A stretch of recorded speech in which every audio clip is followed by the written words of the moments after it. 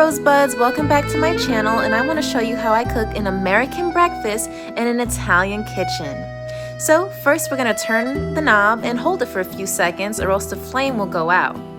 And then we're going to make sure that propane tank lever is switched on or else nothing will happen. As you can see, it's a tight squeeze, so you're going to have to clear some space. And the bacon here cooks so slow. So I figured I would be making some eggs. Now they usually don't refrigerate their eggs over here, which is pretty interesting, and as you can see the yolk is pretty orange, which is different from our traditional yellow yolks in the States.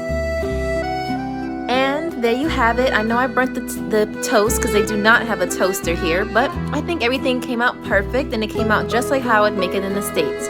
Thanks for watching. Ciao.